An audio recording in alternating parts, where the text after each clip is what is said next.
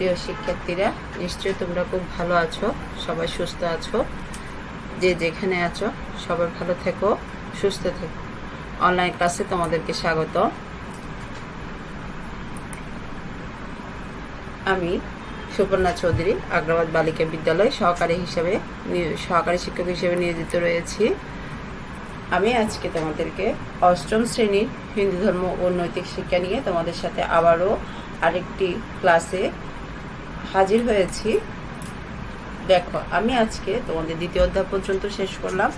আজকে তৃতীয় অধ্যায় অর্থাৎ হিন্দু ধর্মের স্বরূপ ও বিশ্বাস তোমাদের সাথে আলোচনা করব।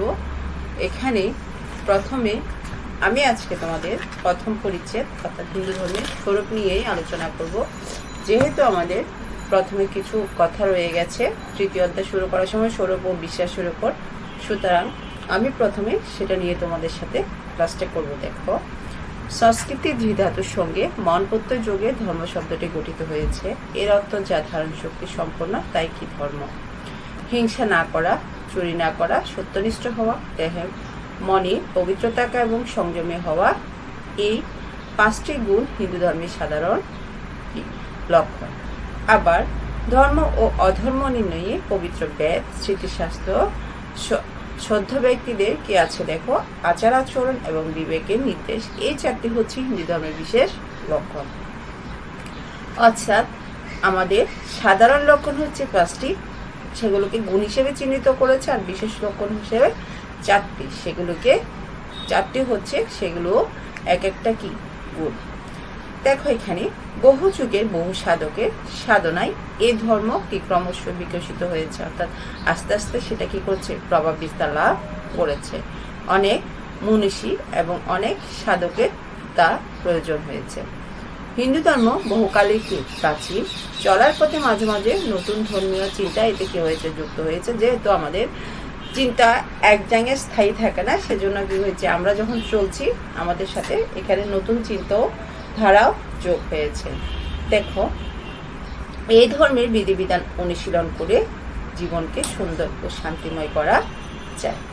সমাজ জীবনে কর্ম বা জীবিকা অনুসারে ব্রাহ্মণ, ক্ষত্রিয়, বৈশ্য, শূদ্র এই চতুর্বর্ণে কি হয়েছে, সৃষ্টি হয়েছে। এই বর্ণভেদ পেশাগত নয়, জন্মগত নয়। দেখো, এটা কিন্তু আমরা নিজেদেরকে, দেখো আমরা জাতি হিসেবে নিজেদেরকে চার ভাগে ভাগ করেছি, কেউ ব্রাহ্মণ, কেউ ক্ষত্রিয়, কেউ বৈশ্য এবং শূদ্র। এটা কিন্তু আমাদের বর্ণভেদ, এই যে বর্ণভেদটা রয়েছে সেটা আমাদের পেশাগত নয় কিন্তু জন্মগত, পেশাগত কিন্তু জন্মগত নয়। অর্থাৎ আমরা যে যে পেশায় নিয়োজিত আছি সেই পেশাকে অনুসরণ করে আমাদের কি হয়েছে, ভাগটা হয়েছে। অর্থাৎ এটা আমাদের কিন্তু আমরা জন্ম থেকে এটা নিয়ে আসিনি। মানুষের পূর্ণাঙ্গ জীবনকাল ধরা হয়েছে কত বছর, 100 বছর, অর্থাৎ 100 বছর। সমস্ত সময়টিকে চার ভাগে ভাগ করা হয়েছে। একটা ব্রহ্মচর্য, কাস্ত, বানপ্রস্থ এবং সন্ন্যাস। এদেরকে একত্রে কি বলা হয়, চারটা আশ্রম অর্থাৎ চতুরাশ্রম বলা হয়। দেখো, এখানে ব্রহ্মচর্য প্রথম তোমার 0 থেকে শুরু করে 25, তারপরে গাস্ত হচ্ছে যে তোমার 26 থেকে শুরু করে 50, এরকম করতে করতে 51 থেকে শুরু করে 75 থেকে শুরু করে এরপরে সন্ন্যাস।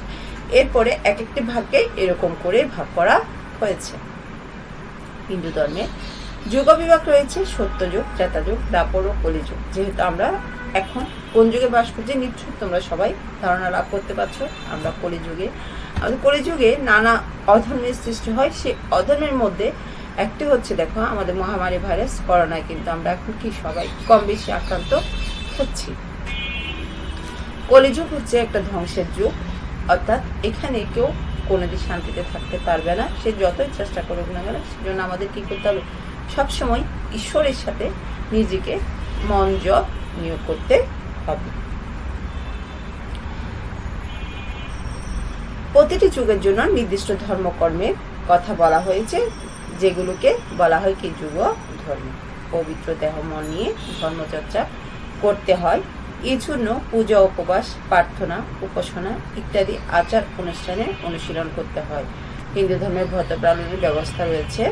ভক্তগণ ব্রত পালন করে পাপ মুক্ত হয়ে থাকেন। ঈশ্বরের বিশ্বাস, পূজা পার্বণ ও ব্রত পালনের মধ্য দিয়ে ধর্মের সুফল পাওয়া যায়। আমরা এই অধ্যায়ে দুটি পরিচ্ছেদের প্রথম পরিচ্ছেদে হিন্দু ধর্মের সাধারণ ও বিশেষ লক্ষণ এবং হিন্দু ধর্মের ক্রমবিকাশ সম্পর্কে কি অবগত হব। আর দ্বিতীয় পরিচ্ছেদে আমরা কি করব, বর্ণ ও আশ্রম ধর্মের ধারণা, বর্ণভেদের জন্মগত নয় পেশাগত, এই ধারণা যুগ ধর্ম, ব্রত পালন ও ব্রত পালনের করণীয় এবং শিব প্রাপ্তির ব্রতকথা এবং ব্রত পালনের গুরুত্ব সম্পর্কে কি হব, অবগত হব। তাইলে দেখো, আমরা আজকে হিন্দু ধর্মে তোমাদের সাথে কি নিয়ে আলোচনা করছি। হিন্দু ধর্মে আমরা তোমাদের সাথে আলোচনা করব প্রথম পরিচ্ছেদ স্বরূপ নিয়ে। দেখো, এখানে এ অধ্যায় শেষে আমরা কি করতে পারবো, হিন্দু ধর্মের সাধারণ ও বিশেষ লক্ষণ সমূহ ব্যাখ্যা করতে পারবে। তোমরা পারবে অবশ্যই। হিন্দু ধর্মের ক্রমবিকাশ সংক্ষিপ্তভাবে বর্ণনা করতে তোমরা পারবে। জীবনাচরণে হিন্দু ধর্মের সাধারণ ও বিশেষ লক্ষণের প্রকাশ ঘটাতে পারবে। এখন চলে যাও আমরা প্রথম পরিচ্ছেদ অর্থাৎ হিন্দু ধর্মের স্বরূপ। নিশ্চয়ই তোমরা বইটা খুলছো এবং পাশে একটা খাতা কলম নিয়ে বসে আছো। যেহেতু আমাদের এখনো করোনার পরিস্থিতি, স্কুল এখনো খুলতে পারছে না, সেহেতু কি করতে হবে, আমাদের অনলাইন ক্লাসগুলো চালিয়ে যেতে হবে। এখন আমরা প্রথম পরিচ্ছেদ হিন্দু ধর্মের স্বরূপ। দেখো, হিন্দু ধর্মশাস্ত্রে ধর্মের লক্ষণসমূহ সাধারণ লক্ষণ ও বিশেষ লক্ষণ এই দুই ভাগে ভাগ করা হয়েছে। এই যে সাধারণ লক্ষণটা কি, দেখো সংস্কৃতি কোত্থেকে এসছে এবং কিভাবে হচ্ছে। সংস্কৃতি ধৃধাতুর সঙ্গে মনপত্য যুগে ধর্ম শব্দটি উৎপন্ন হয়েছে। ধৃধাতুর অর্থ ধারণ করা, তাহলে ধর্ম শব্দটিতে বোঝাচ্ছে ধারণ শক্তি। এই প্রসঙ্গে মহাভারতের শান্তি পর্বে বর্ণিত ধর্মের লক্ষণটি স্মরণ করা যায়। অর্থাৎ এখানে মহাভারতের শান্তি পর্বে একটু সুন্দরভাবে ধর্মের একটি লক্ষণের কথা বলা হয়েছে। সেই লক্ষণটি কি, দেখো, ধারণাৎ ধর্মন ইতহু ধর্মেন বিধিতা প্রজা যৎ সেদ ধারণ সংযুক্ত স্বধর্ম ইতি নিশ্চয়। অর্থাৎ ধারণ ক্রিয়া ধৃ অর্থাৎ মন থেকে ধর্ম শব্দের উৎপত্তি। ধর্ম সৃষ্টিকে বিশেষভাবে ধারণা করে আছে। সংক্ষেপে যা কিছু ধারণ শক্তি সম্পন্ন তাই ধর্ম। যেমন মানুষের ধর্ম হচ্ছে মনুষ্যত্ব। এই মনুষ্যত্বই মানুষকে অন্যান্য প্রাণী থেকে আলাদা করে রেখেছে। এই মনুষ্যত্বের পরিচয় দিতে গিয়ে মনুসংহিতায় বলা হয়েছে। অর্থাৎ আমাদের সাধারণভাবে আমি একটু শুরু করে বুঝে দিচ্ছি। দেখো, উৎপত্তিটা কোত্থেকে হয়েছে, নিশ্চয়ই ধারণ ক্রিয়া থেকে ধর্ম শব্দের উৎপত্তি হয়েছে। অর্থাৎ ধর্ম সৃষ্টিকে বিশেষভাবে ধারণ করেছে। ধারণ শক্তি সম্পূর্ণ তাই ধর্ম। মানুষের ধর্ম হচ্ছে কি, মানুষত্ব। অর্থাৎ আমার ধর্ম হচ্ছে আমার নিজের মধ্যে যে মানুষত্বটা আছে, অর্থাৎ আমি একজন ভালো মানুষ, সেটা আমাকে সবসময় দেখাতে হবে এবং ফুটিয়ে তুলতে হবে, যেন আমি কোনো পাপ কাজে নিজেকে জড়িত করতে না পারি, সে কথাটা এখানে বলা হচ্ছে। অর্থাৎ তাই এই মানুষত্বের পরিচয় দিতে গিয়ে মনুসংহিতায় খুব সুন্দরভাবে একটা কথা বলা হয়েছে। দেখো, অহিংসা সত্যময়স্ত শোচম ইন্দ্রিয় নিগ্রহ এতং সমাসিকং ধর্ম চতুর্বর্ণেহ ব্র বি নমনু। অর্থাৎ কি বলেছে, দেখো, অর্থাৎ এখানে কি বলেছে, হিংসা না করা, সত্যবাদী হওয়া, চুরি না করা, পবিত্র থাকা এবং সংযমী হওয়া, এই পাঁচটিকে চতুর্বর্ণের জন্য মানুষত্ব বা ধর্মের সাধারণ লক্ষণ হিসেবে চিহ্নিত করা হয়েছে। এই গুণগুলো অর্জন করে একজন মানুষ মানুষত্বের অধিকারী হতে পারে যদি দেখা যায় একজন মানুষ অন্যকে হিংসা করে না, জীবনে সত্যকে ধরে রেখেছে, অপরের সম্পদ চুরি করে না, পোশাক পরিচিত চিন্তা ভাবনায় পরিশুদ্ধ এবং জীবন ধারণের প্রতিটি ক্ষেত্রে সংযমী, তাহলে ওই ব্যক্তিকে আমরা মানুষত্বের অধিকারী বলবো। আর এরূপ ব্যক্তি হবে হিন্দু ধর্মের দৃষ্টিকোণ থেকে আদর্শ মানুষ। তাই এগুলোকে হিন্দু ধর্মের সাধারণ লক্ষণ বলা হয়। ধর্ম ধার্মিককে রক্ষা করে। ধর্ম নষ্ট হলে মানুষ আর কি হয় না, মানুষ থাকে না।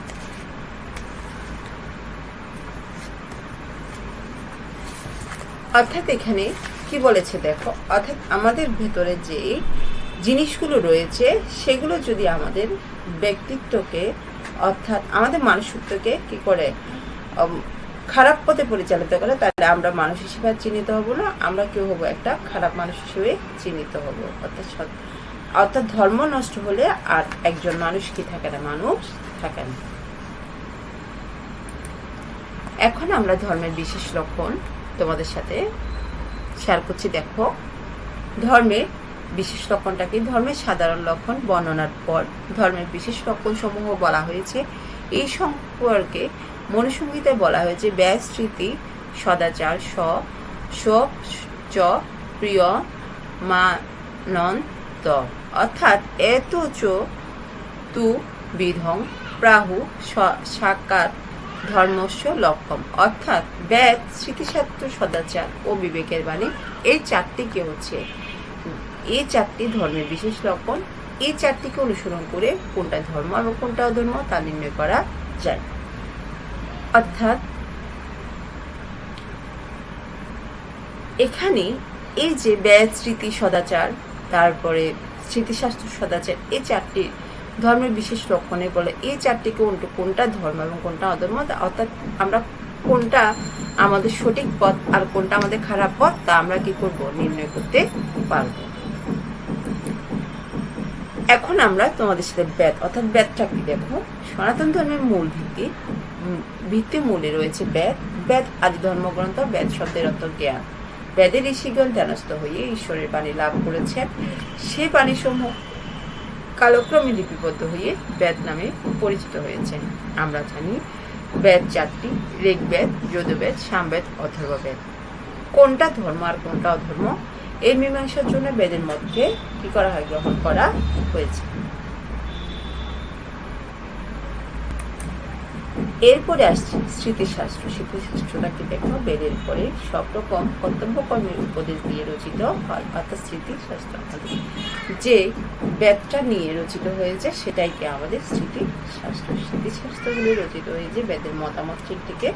স্মৃতিশাস্ত্রের নিয়ম নির্দেশ মেনে চললে কি হয়, ধর্মাধর্ম নির্ণয় করা অর্থাৎ সহজ হবে। অর্থাৎ এই যে বেদ থেকে আমরা যে জিনিসগুলি পেয়েছি সেই নিয়মগুলি যদি আমরা মেনে চলি তাহলে কি হবে, আমরা ধর্মাধর্ম, আমাদের ধর্ম আর ধর্ম আর কোনটা সেটাই আমাদের নির্ণয় করতে খুব সহজ হবে।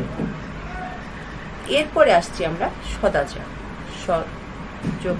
সদাচার সৎ ব্যক্তিকে আচার আচরণের ধর্মের প্রকাশ ঘটে। বেদ ও স্মৃতিশাস্ত্রের মাধ্যমে যদি ধর্ম ও অধর্ম নির্ণয় করা সম্ভব না হয় সেক্ষেত্রে সমাজে মহাপুরুষদের আচার আচরণ ও উপদেশ নির্দেশ অনুসরণ করাই কি ধর্ম।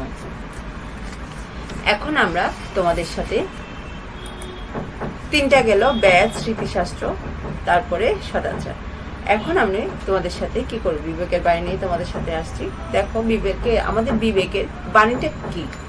তোমরা পূর্বে আলোচনাতে আমরা কি দেখেছি, বেদ, স্মৃতিশাস্ত্র ও সদাচার অনুসরণ করেও যদি বিশেষ কোনো পরিস্থিতিতে ধর্ম অধর্ম নির্ণয় করা সম্ভব না হয় সেক্ষেত্রে মানুষকে তার নিজস্ব বিবেকের আশ্রয় নিতে হয়। মানুষ বিবেকবান প্রাণী, তাই তাকে বিবেক বুদ্ধি অবলম্বন করে জীবন পথে চলতে হয়।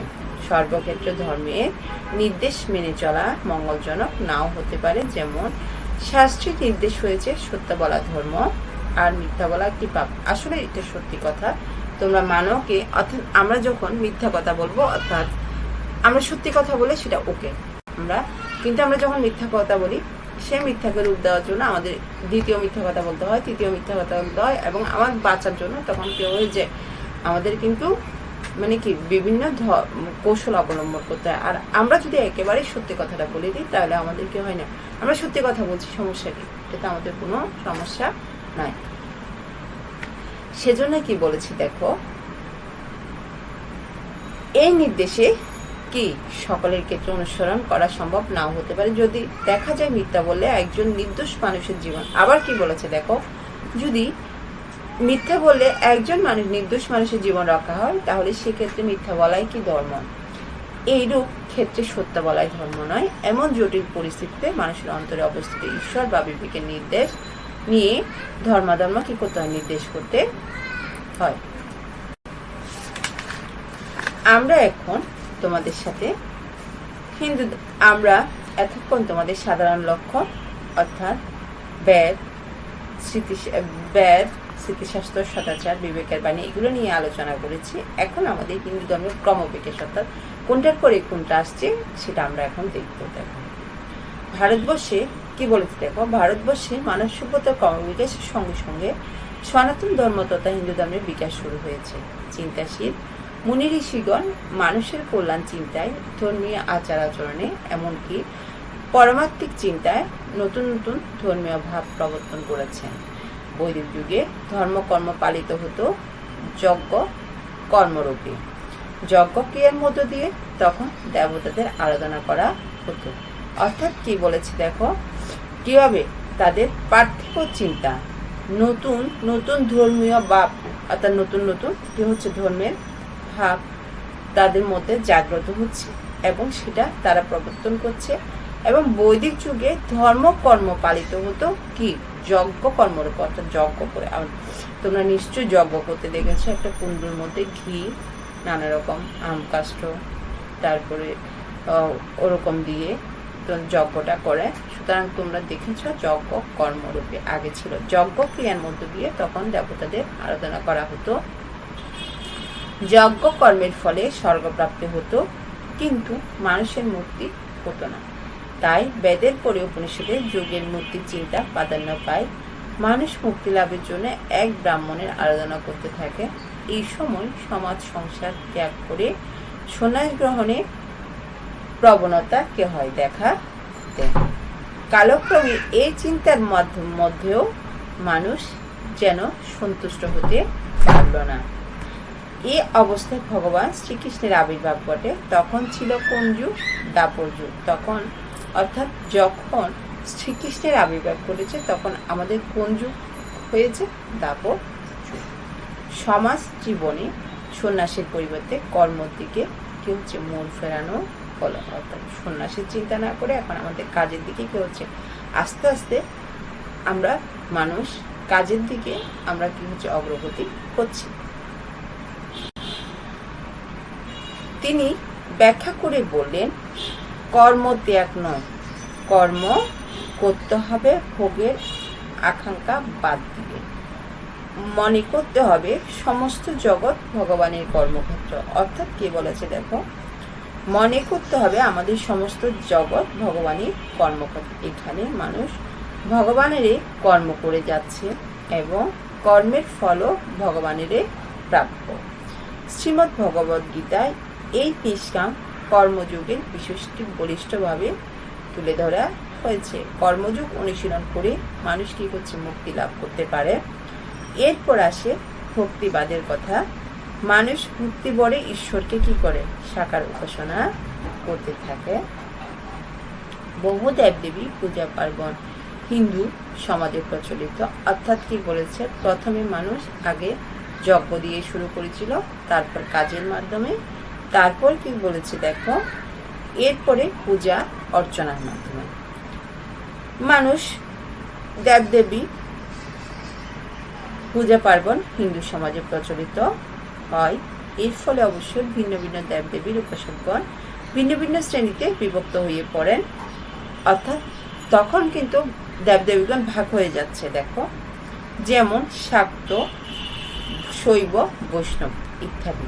এই যে ভাগগুলো আমাদের দেবদেবীদের ভাগগুলো করা হয়ে গেছে। এই সম্প্রদায়গুলোর মধ্যে কি হয়, অসহিষ্ণু ভাব দেখা যায়। অর্থাৎ আস্তে আস্তে কি হচ্ছে, খারাপ চিন্তার দিকে চলে যাচ্ছে। মানে কি একজনের সাথে একজনের সহিষ্ণু ভাবটা থাকছে না, অসহিষ্ণু হয়ে যাচ্ছে। এইরূপ অবস্থায় শ্রী চৈতন্যদেবের আবির্ভাব ঘটে। অর্থাৎ তখন কার আবির্ভাব ঘটেছে? চৈতন্যদেবের আবির্ভাব ঘটে। তিনি প্রেম ভক্তিমূলক বৈষ্ণব ধর্ম প্রচার করেন।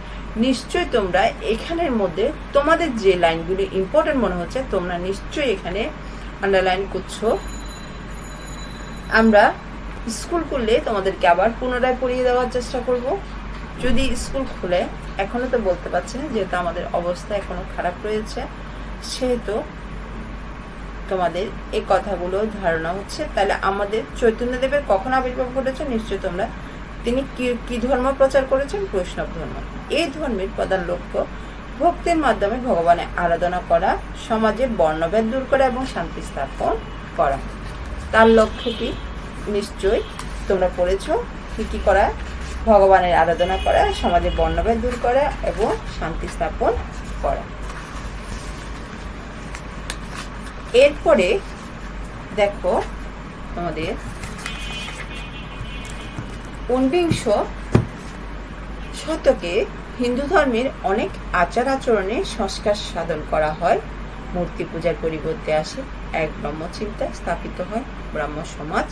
অপরদিকে মূর্তি পূজার মাধ্যমে যে মানুষ ঈশ্বর লাভ করতে পারে, এই ধারণাটি শ্রীরামকৃষ্ণ সাধনায় সুপ্রতিষ্ঠিত হয়েছে। অর্থাৎ রামকৃষ্ণ রানী রাসমণির সময় রামকৃষ্ণের আবির্ভাব হয়েছে, এবং তখনই এই যে আমাদের মূর্তি পূজাটা ছিল, সেই মা কালীর মূর্তি দিয়ে তিনি কিন্তু সেটা কি হয়েছে প্রতিষ্ঠিত করে দেখিয়েছেন যে আমাদের মূর্তিগুলো কি, এগুলো কিন্তু মূর্তি নয়, এগুলো আসলে এক একটা দেবীর এক একটা রূপ মাত্র।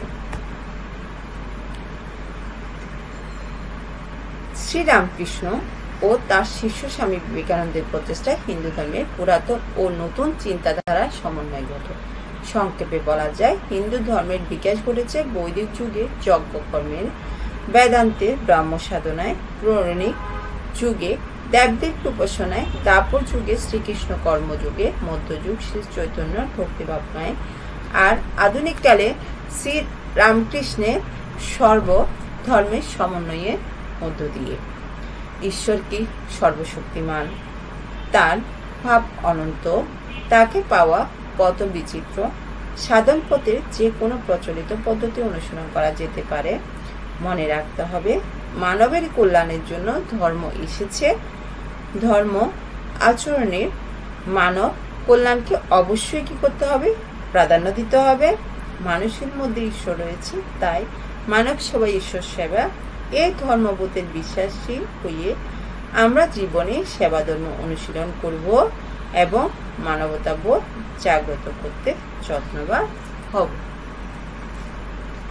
অর্থাৎ এখানে এই যে কথাগুলো আমাদেরকে বলা হয়েছে, আসলে এক একটা আমাদের খুবই শিক্ষণীয় জিনিস। নিশ্চয়ই তোমরা ধর্ম বইটা পড়ে অনেক উপকৃত হয়েছ এবং অনেক কিছু তোমরা শিখেছ এবং শিখবে। সুতরাং আমি তোমাদের সাথে বারবারই একটা কথা বলছি, যেহেতু আমাদের স্কুল বন্ধ, আমরা সরাসরি তোমাদের সাথে ক্লাস করতে পারছি না। আমাদের তো কিছু না কিছু গ্যাপ থেকেও যায়, কিন্তু এই যে তোমাদের দেখা, একটা কথা বলা, নানা রকম আলোচনা করা, সেটা কিন্তু আমাদের এখন হয়ে উঠছে না। সুতরাং সেটা স্কুল করলে আমরা বা আবারও বলছি, আমরা স্কুল করলে আমি আবার পুনরায় তোমাদেরকে এগুলো বুঝিয়ে দেওয়ার চেষ্টা করব যদি আমরা সময় পাই। অবশ্যই আমাদের নিশ্চয় সময় থাকবে, কিন্তু তারপরে তোমাদের পরীক্ষাগুলো হবে। সুতরাং তোমরা অবশ্যই বাসায় সময় নষ্ট না করে অন্তত বইগুলো রিডিং আকারে পড়বে। দেখবে যে তোমরা অনেক কিছুই কি শিখতে পারছ। সবাইকে আবারও শারীরিক সুস্থতা কামনা করে আমি আমার ক্লাসটা শেষ করছি। সবাই ভালো থেকো, সুস্থ থেকো। আগামী ক্লাসে তোমাদের জন্য আমন্ত্রণ রইল। সবাইকে আবারও অনেক অনেক ধন্যবাদ।